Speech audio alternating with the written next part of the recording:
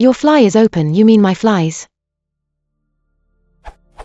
Apparently, when a gentleman has forgotten to zip his pants, in the us they remind him thusly, your fly is open. Dictionary.com lists the noun fly meaning, 20. A strip of material sewn along one edge of a garment opening for concealing buttons, zippers, or other fasteners. But in the UK a trouser zipper is also called flies. Your flies are open. Huffington Post, edition UK, has the following title in their light-hearted article dealing with the social faux pas. Your flies are undone. The article then mentions a British euphemism that was commonly heard before World War II that signalled the gentleman to fasten the buttons on his trousers. There's a star in the east. The British writer, and the Times journalist Philip Howard, seems to confirm the validity of this phrase. Questions. Are the terms fly and flies interchangeable? Are Americans and British generally aware of the two expressions? What is the origin of fly and flies, i.e. men's zippers?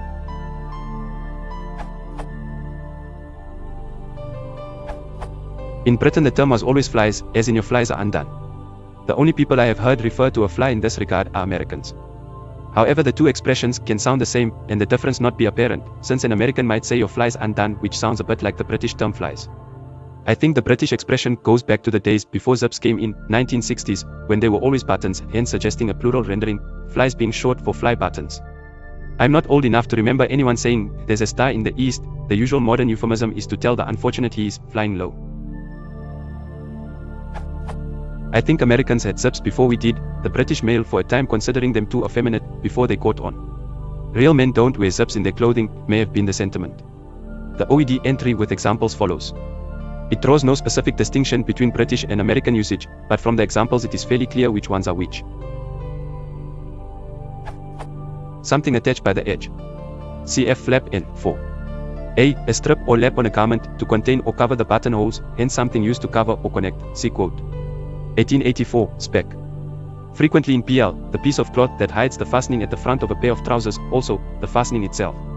1844 Queen's Regulations and M. Orders Army 154, trousers, open in front, with a fly and 5 buttons. 1884 E. H. Nightbracht. Dict. Mech. 4. 351/1 fly, the foreflap of a bootie. A strip of leather which overwraps the front vamp and receives the strings or other fastening. 1941 I. Baird he writes Sky 234 a pair of tennis shorts with zipper fly. 1942 East Paul Narrow Street I. 6 The professor turned toward the pissoir, unbuttoning his fly en route. 1952 Vigilance Chamber of Horrors 27 The words button one's fly are offensive only to the prudent. 1953 M. Dickens No More Meadows I. 49 Champ, your flies are undone again. That boy. He'll be arrested yet. 1959 Fuller Ruin Boys 2. 8. 128 Your flies are undone, said Matley primly.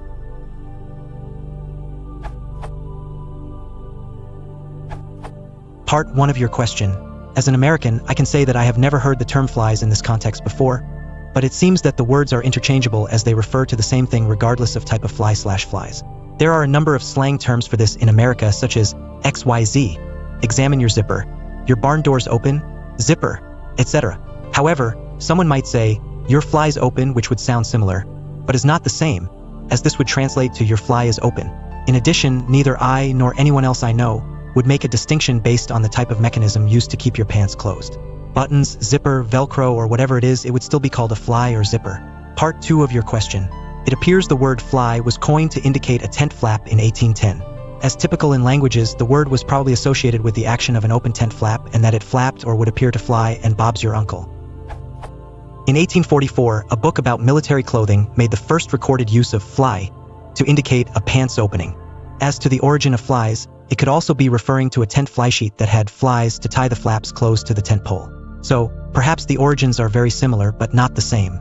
One origin is referring to the action of the object and the other is referring to the object itself, which makes perfect sense in how they are used when referring to something being open versus undone. Well, that's my 2p. One British English euphemism is, you've got egg on your chin. In most of England it would be, your fly's open. I can't quote sources for that, though I do have a lifetime of trouser inattention.